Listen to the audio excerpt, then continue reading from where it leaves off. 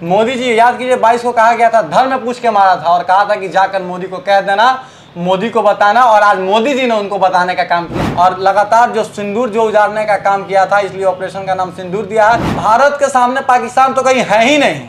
खिसियानी बिल्ली खम्बा नोचे कि खाओगे भारत का, रहोगे भारत का और गाओगे पाकिस्तान का, तो पाकिस्तान भेज दिया जाओगे या मिट्टी में मिला दिया जाओगे। कहने का मतलब कि ये जो ऑपरेशन सिंदूर है वो अभी खत्म नहीं हुआ है। खत्म नहीं, ये रिहर्सल है। इसके बाद भी अगर बाज नहीं आता पाकिस्तान, तो अभी हो सकता है कि हम लोगों को फिल्म देखने को मिले। पाकिस्तान के तो छाती पे सांप लौट ही न रहा होगा, वहां तो उबाल होगा ना पाकिस्तानी लोगों में। नमस्कार, प्रणाम, मैं हूं अंजलि और आप देख रहे हैं द इंडियन स्टोरीज। देखिए, आमतौर पे आपको हमारे प्लेटफॉर्म पे कोई पॉलिटिकल मुद्दा देखने को नहीं मिलता होगा, लेकिन आज बहुत कुछ बात करने का मन कर रहा है। आज मोदी जी के बारे में बात करते हैं, आज ऑपरेशन सिंदूर के बारे में बात करते हैं। एक लाइन मैंने पढ़ा कहीं उनके बारे में कि कहा जा रहा है कि मोदी जी जो कहते हैं वो तो करते ही हैं, लेकिन जो नहीं बोलते हैं वो डेफिनेटली करते हैं। पहलगाम का बदला लिया जा चुका है, अभी भी जो कार्यवाही है वो चल रही है। इस पे बातचीत करने के लिए हमारे पास भाजपा के अच्छे खासे नेता हैं यहाँ पे मौजूद। रजनीश नाम है इनका और पेशे से एडवोकेट भी हैं। बातचीत करते हैं, सबसे पहले बहुत बहुत स्वागत है आपका। बहुत बहुत धन्यवाद। और सबसे पहले तो आज हम अब पूरे देश को, भारतीय सेना को और भारत के यशस्वी प्रधानमंत्री श्री नरेंद्र मोदी जी को ऑपरेशन सिंदूर की सफलता के लिए बहुत बहुत बधाई देते हैं, शुभकामनाएं देते हैं। किस तरीके का माहौल है पूरे मतलब देश में, या फिर किस तरीके से देख रहे हैं इस ऑपरेशन सिंदूर को? देखिए, पहली बात, इस ऑपरेशन के बाद भारत का जो आत्मनिर्भरता है और जो स्वाभिमान है वो निखर के ऊपर उभर के आ गया है जी। और पूरे भारतीयों में उत्साह है एक भारतीय होने के नाते। और जो भारत की जो आन पे, जो स्वाभिमान पे चोट पहुंचाने का काम जो पिछले 22 अप्रैल को पाकिस्तान द्वारा जो कायरतापूर्ण हमला पहलगाम में किया गया है, उसके बदले में जो मुंहतोड़ जवाब, करारा जवाब भारतीय सेना ने दिया है, इसकी भूरी भूरी प्रशंसा पूरे विश्व कर रही है। और पूरे विश्व भारत को लोहा मान रहा है कि भारत वो पहले वाला भारत नहीं है जो आतंकी शांत रहता था, जो घटना के बाद कोई रिएक्ट नहीं करता था, जो मुंहतोड़ जवाब नहीं देता था। आज हमारे 30 मारते हैं तो हम 300 मार के आते हैं। आज भारत की पहचान ये हो गई है। और मोदी जी के नेतृत्व वाली सरकार, मोदी जी याद कीजिए 22 को कहा गया था, धर्म में पूछ के मारा था और कहा था कि जाकर मोदी को कह देना, मोदी को बताना, और आज मोदी जी ने उनको बताने का काम किया है कि यह भारत बदलता हुआ भारत है, सशक्त भारत है, समृद्ध भारत है और जवाब देने वाला भारत। मोदी जी ने जवाब दिया भारत का। आप जान लीजिए 1971 की बाद पहली बार ऐसा है कि संयुक्त सेना का जो है ये ऑपरेशन रहा, ज्वाइंट ऑपरेशन रहा, जिसमें तीनों सेना प्रतिनिधित्व की अपने, और इस ऑपरेशन को अंजाम दी। सफलतम ऑपरेशन रहा जो टारगेट से, उस पूरे टारगेट्स को एकदम क्लियरली जो है अचीव किया, जो 9 जगह पे हमले हुए जी। और जल थल वायु सब मिलकर 1971 की बाद पहली बार ऐसी घटना है जी। और देखिए, जाहिर सी बात है, क्यों ना हो, पूरे देश में आक्रोश और रोष का माहौल था। 26/11 घटना के बाद पहला ऐसा घटना था जो सिविलियन पे इस तरीके का टेरर अटैक हुआ। इतने बेशुम और मासूम जाने गई, कई लोग विधवा हो गए, किसी का बच्चा गया, किसी के पति गए, किसी का भाई गया, देश का सपूत गया।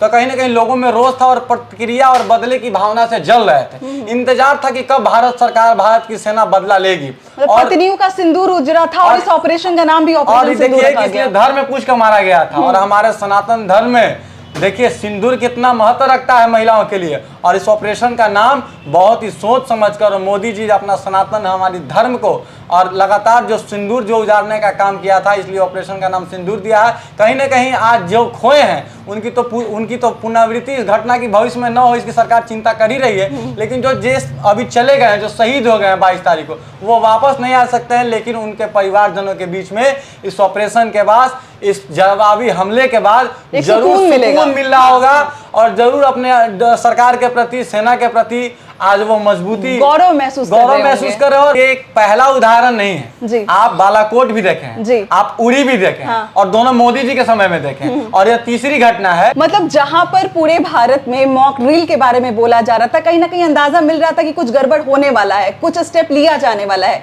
या तो पाकिस्तान की तरफ से, नहीं तो भारत की तरफ से। और उसके पहले या बाद की आशंका जताई जा रही थी कि हो सकता है मॉक ड्रिल के बाद कोई भारत स्टेप ले, लेकिन एक दिन पहले ही स्टेप ले लिया गया। 7 तारीख को ही जो है इस तरीके से हमला किया गया और आतंकियों को ढेर कर दिया गया। क्या बोलना चाहिए इस बारे में? जिस दिन से नोटिफिकेशन आया केंद्रीय गृह मंत्रालय का जी, मॉक ड्रिल का जी, उस समय से ही यह संदेश लोगों के बीच में जा चुका था कि भारत कुछ बड़ा करने जा रहा है, भारतीय सेना कुछ बड़ा करने जा रहा है, इसलिए मॉक ड्रिल का और हमारे यहाँ तो आज मॉक ड्रिल आयोजित होने वाला है हाँ। पूरे देश में कि कैसे हम इस तरह की घटनाएं से बच सकते हैं, कैसे अपने लोगों को सुरक्षित कर सकते हैं। उसके पहले ही अंजाम दे दिया। जी। लेकिन पाकिस्तान को यह मॉक ड्रिल करने का आवश्यकता मौका तक नहीं मिला। वो सोच नहीं सकता था कि किसी भी वक्त हमको तीनों तरफ से वायुसेना, जल सेना, थल सेना और तीनों प्रकार का प्रहार होगा। उसको तो अलर्ट होने का ही मौका है और वो अपने आप को यह प्रदर्शित कर रही थी, दिखा रही थी कि हमारी सेना अलर्ट मोड पे है। अच्छा। 22 तारीख के बाद से ये कहा जा रहा था कि पाकिस्तानी सेना एलओसी पे और तमाम जो है सीमावर्ती क्षेत्र में सैन्य अभ्यास कर रही है और अलर्ट, उसका अलर्टनेस कहाँ गया? देखिए भारत का जो डिफेंस सिस्टम है आज इतना मजबूत है कि पाकिस्तान को उसके घर में घुस के मारे उसके आतंकी ठिकानों को नेस्तनाबूद किया। पंजाब का जो पाकिस्तान के अंदर जो पंजाब का प्रांत है वहां सिर्फ 4 ठिकाने को हम लोग तय किए। उसके बाद आप जान ले जैसे मोहम्मद और लश्कर तैयबा का जो वहां पे केंद्र था, जहां लॉन्च पैड, जहां ट्रेनिंग सेंटर, जहां प्रशिक्षण देने का कार्य करते थे, जहां का जो टेररिस्ट एक्टिविटी होती थी और जो उनका टेररिस्ट इंफ्रास्ट्रक्चर वहां से प्रशिक्षण लेके भारत इंफ्रास्ट्रक्चर था, उसको पूरे तरीके से ध्वस्त कर दिया गया। और जहां तक आंकड़ा अभी 100 निकल के आ रही है, देखिए ये लोग एक्चुअल आंकड़ा तो कभी बताते ही नहीं है।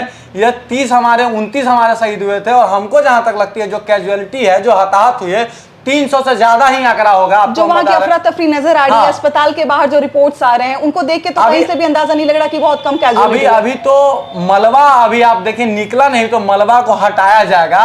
अभी एम्बुलेंस जिस प्रकार की वहाँ स्थिति है, बहुत सारा विजुअल्स निकल के जो आ रहा है वहाँ पे बहुत ज़्यादा कैजुअलिटी है। सारे मलबा को जब निकाला जाएगा तो पता चलेगा कितने लोगों की मृत्यु है। लेकिन हमारा ऐसा मानना है कि 300 से अधिक लोग मरे होंगे और ये मुंहतोड़ जवाब है। पूरे देश में जश्न का माहौल है और भारतीय सेना पे हमें गर्व है, मोदी जी पे हमें गर्व है कि हमारा जो पहले का भारत था, 2014 का पहले का भारत था, जो इस प्रकार की हमलाएं होती थी और हम प्रतिक्रिया नहीं दे पाते थे, हम विरोध नहीं कर पाते थे और मामला दब जाता था, लेकिन आज भारत जवाब देने के लिए जाता है। लेकिन नजरे से एक सवाल तो उठता है ना कि मान लीजिए हमने उनको जवाब दे दिया, हमने आतंकियों को ढेर कर दिया, लेकिन पहलगाम में जो वारदात हुई है कि कैसे कोई इतना सुरक्षित तौर पर आ सकता है, यहाँ के पर्यटकों पर हमला कर सकता है, ये जो चीजें हैं उस पर तो सवाल उठाई जाएंगी ना कि सुरक्षा व्यवस्था जो आज हम वाहवाही कर रहे हैं वो घटना को कैसे अंजाम दे दिया गया, कैसे सुरक्षित हो के आतंकवादी जो है वो पहलगाम में इतना आजाद तरीके से घूम रहे थे या फिर पर्यटकों को उन्होंने मार दिया। देखिए पहली बात तो कि इस तरह की घटना को प्रिवेंट करने के लिए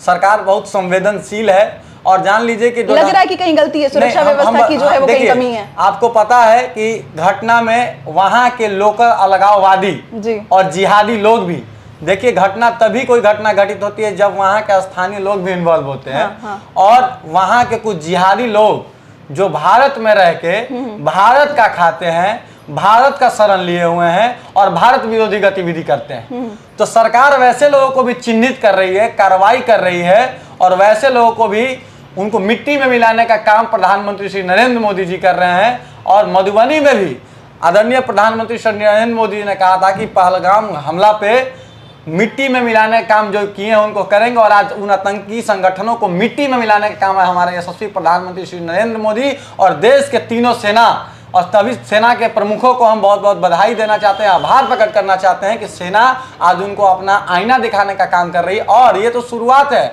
अगर अभी भी आतंकी संगठन पाकिस्तान अपनी नापाक हरकतों से बाज नहीं आता है तो अभी इससे भयावह दृश्य पाकिस्तान को देखने को मिल सकता है। और 1971 का और पूरे पूर्व का युद्ध या भारत के सामने पाकिस्तान तो कहीं है ही नहीं। खिसियानी बिल्ली खम्भा नोचे बार बार इस तरह की घटना करती है और पल्ला झाड़ लेती है कि इस तरह और कहती है कि इससे पाकिस्तान का कोई लेना देना नहीं है और ऐसी कुकृत्य को बढ़ावा देती है, ऐसे कुकृत्य को करवाती है। पूरा विश्व में उसकी चेहरा बेनकाब हो चुका है। लगातार कई आतंकी प्रतिबंधित संगठन जिसको संयुक्त राष्ट्र ने बैंड किया है, वैसे लोगों को ये पालते हैं, वैसे लोगों को ये शरण देते हैं। भारत इनको पूरे तरीके से बेनकाब कर चुका है और आज भारत के पक्ष में चाहे वो अमेरिका हो, चाहे वो इजराइल हो, चाहे वो रूस हो, चाहे वो तमाम वैश्विक शक्तियां हो, आज भारत के साथ खड़ी है और भारत की इस जवाबी कार्रवाई की सराहना कर रही है। देखिए सबसे बड़ा गर्व का बात यह है कि अपने सीमित दायरे में रह के ये मिसाइल अटैक किया गया है ना। उनके क्षेत्र में बिना घुसे हुए यहाँ से मिसाइल अटैक किया गया है और सारे जो आतंकवादी का जो एक गढ़ बना हुआ था उसको ध्वस्त किया गया है। इस बारे में क्या कहेंगे? देखिए वही मैंने कहा कि जो हमारा डिफेंस सिस्टम है जी, जो हमारा डिफेंस इक्विपमेंट्स है, सारे इकोनॉमिक आप जान लीजिए कि सारे टेक्नोलॉजी से लैस हैं और जो सटीक निशाना जो टारगेट था उस टारगेट को अचीव किया गया। एक भी सिविलियन को या एक भी डिफेंस के लोग या मिलिट्री के लोगों को टारगेट नहीं किया गया। हम लोग के पास, पूरा रॉ के पास और पूरा डिफेंस के पास सूचना था कि कहाँ कहाँ आतंकी ठिकाना है, कहाँ कहाँ जैसे मोहम्मद का है, हिब्जुल मुजाहिदीन का है, लश्कर तैयबा का है, हाफिज का है, तो सब था। और पूरे प्लानिंग के साथ एग्जीक्यूशन, जो एग्जीक्यूशन है वो बहुत ही एक्यूरेट रहा है। और एकदम जो टारगेट था, जो टारगेट हम लोगों ने जो पहलगाम में भी टारगेट अटैक बोला गया था कि जब चुन चुन के बोला गया था कि भाई आप हिंदू धर्म के हैं, खत्म, आप मुस्लिम धर्म के हैं, उनको छोड़ दिया गया। आज की घटना पाकिस्तान को शर्म आनी चाहिए। और जो भारत में रह के पाकिस्तान की भाषा को बोलते हैं और जो बदले की भावना की कार्रवाई पर भी उसको जिसको धर्म से जोड़ते हैं। याद कीजिए कि यह 22 तारीख को धर्म कहा गया था, जब धर्म में पूछ कर पत्नी के सामने उसके पति को सिर में गोली मारी गई और उसको छोड़ दिया गया कि जाके मोदी को कह देना। और यहाँ तक कि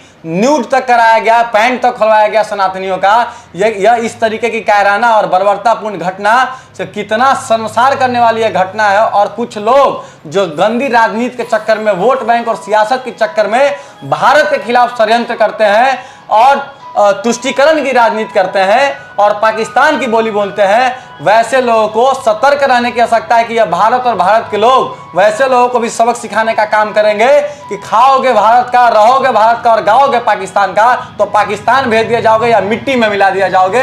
वैसे लोगों को ये सीख है और भारत अब सक्षम है मुंह तोड़ जवाब देने के लिए। और पाकिस्तान को हम अभी भी आपके चैनल के माध्यम से कह रहे हैं, अगर कोई पाकिस्तानी और पाकिस्तान के लोग अगर इस वीडियो को देख रहे होंगे तो हम आपको कहते हैं कि अपने आकाओं से कह दीजिए कि भारत की तरफ बुरी नजर न देखे। नहीं तो ये तो आप जान लीजिए, ये तो फिल्म का एक ट्रेलर था और फिल्म पूरी की पूरी फिल्म वही बची हुई है। और भारत में वो क्षमता है कि पाकिस्तान को नेस्तनाबूद कर देगी। और ये जो बार बार गीदड़ भभकी देते हैं न्यूक्लियर का, भारत के पास ऐसे ऐसे वेपन है कि आप तो हमारा थोड़ा सा एरिया को मानते हैं कि डैमेज कर, लेकिन जब भारत जब हमला करेगा तो पाकिस्तान पूरे समाप्त हो जाएगी। ये जो आपने बोला कि अभी की पिक्चर अभी बाकी है, कहीं ना कहीं मनोज मुकुंद जी जो पूर्व आर्मी चीफ रहे हैं, उन्होंने बोला कि पिक्चर अभी बाकी है। कहीं ना कहीं अपनी अपनी तरफ से जो प्रतिक्रिया दी जा रही है, एक अंदाजा दिया जा रहा है कि हम इसको रिहर्सल के रूप में लेते हैं। ये जो हमला है ना, ये जो आप हमला देख रहे हैं, जवाबी हमला, मतलब कहने का मतलब कि ये जो ऑपरेशन सिंदूर है वो अभी खत्म नहीं हुआ है। ये रिहर्सल है। इसके बाद भी अगर बाज नहीं आता पाकिस्तान तो अभी हो सकता है कि हम लोगों को फिल्म देखने को मिले।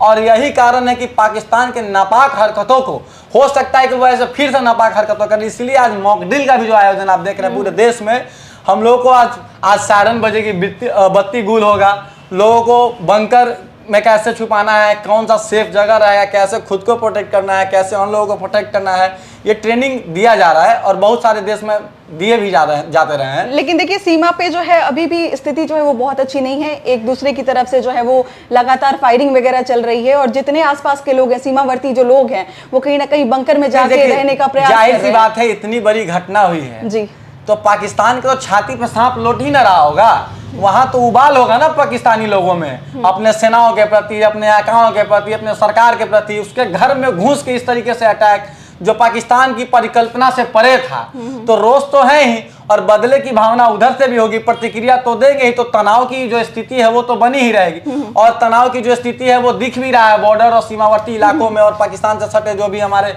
मुल्क से सटे जो राज्यों हैं। जी जी। लेकिन भारत सरकार संवेदनशील है, गंभीर है और सभी को सुरक्षा के दृष्टिकोण से सुरक्षित किया जा रहा है, महफूज किया जा रहा है। हमारे आर्म फोर्सेस रेडी हैं मुंह तोड़ जवाब देने के लिए और हर प्रकार से हम सक्षम हैं। और हम पाकिस्तान को कहना चाहते हैं, भाई जिस प्रकार से तुम जो आतंकियों का पनाहगार बने हुए, जिस प्रकार से जो तुम शरणार्थी बने हुए, यार खाने के लाले पड़े हैं, कर्ज ले लेके अपना जीवन यापन कर रहे हो, भूखमरी की स्थिति है और आतंक का व्यापार फैला रहे हो, अभी से भी चेत जाओ, आतंकियों का खात्मा करो। पाकिस्तान की तरफ से अगर प्रतिक्रिया आती है वापस से, तब क्या होगा? कोई प्रतिक्रिया का फर्क वहां से नहीं पड़ता है। हम लोग हम उसकी हमारे जो डिफेंस सिस्टम है, अगर एयर स्ट्राइक करने का प्रयास करेंगे या हवाई मिसाइल लेने का, हमारे पास जो टेक्नोलॉजी है उसको हवा में मार गिराएगी। हमारे पास ऐसे ऐसे इक्विपमेंट्स है, वेपन, हमारी नेवी, हमारे पाकिस्तान की तुलना कहाँ भारत से कर रहे हैं। ये जो 56 इंच का सीना है, मोदी जी तो समय समय पे दिखाते ही रहे, चाहे वो बालाकोट हो, चाहे वो उरी हो, चाहे 370 हो, चाहे 35A हो, चाहे CA हो, चाहे वक्फ बोर्ड हो, जो पार्टी का मैनिफेस्टो 14 से रहा है वो मोदी जी हर वो कार्य करने का काम किए जो उन्होंने कहा है, और जो काम आपने जैसा कहा कि जो तो कहते हैं जो करते ही हैं, और जो लोगों का परसेप्शन है, जो लोगों के बीच में ये भावना है बैठ गई कि जो नहीं कहते वो और करते हैं। तो देखिए ये मोदी जी जो व्यक्ति राष्ट्र प्रथम की भावना से कार्य करते हैं, उनके लिए सत्ता नहीं मायने रखते, उनके लिए प्रधानमंत्री कुर्सी नहीं, ये राष्ट्र रहना चाहिए, राष्ट्र के लोग रहने चाहिए, राष्ट्र कैसे सशक्त हो, समृद्ध हो, सनातन कैसे बचेगी, हमारी संस्कृति कैसे बचेगी, इस देश के नागरिक कैसे समृद्ध हो, उसकी रक्षा कैसे हो, ये भारत माता के सपूत हैं। और अब भारत को अपनी माँ के रूप में जिस प्रकार से प्रोटेक्ट करने का काम मोदी जी कर रहे हैं, वो काफ़ी सराहनीय व प्रशंसनीय है। पूरा युवाओं में उनके प्रति जो सम्मान की भावना है, युवा लगातार उनसे इंस्पायर्ड हो रहे हैं, और मोदी है तो मुमकिन है कि भावना को युवा उससे ओतप्रोत और पूरे लबालोब है माने भरे हुए हैं इस उत्साह में। रजनीश, बहुत बहुत शुक्रिया हमसे जुड़ने के लिए और बातचीत करने के लिए इस गंभीर मुद्दे पे। अंत में मैं यही कहना चाहूंगी कि आज जो मॉक ड्रिल है उस पर काफ़ी ज़्यादा ध्यान दें आप लोग, सरकार को सहयोग करें। जिस तरीके से आपको गाइडलाइन दी गई है, आपको बत्ती नहीं जलाना है, आपको सायरन का जो है वो ध्यान देना है, और हर तरीके से आप सहयोग करें। बाकी क्या कहना चाहेंगे इस पूरे वीडियो के बारे में, क्या कहना चाहेंगे ऑपरेशन सिंदूर के बारे में, हमारे कमेंट में जाके ज़रूर बताएं। मिलते हैं अगले वीडियो में एक नई कहानी और एक नई जानकारी के साथ। बहुत बहुत शुक्रिया।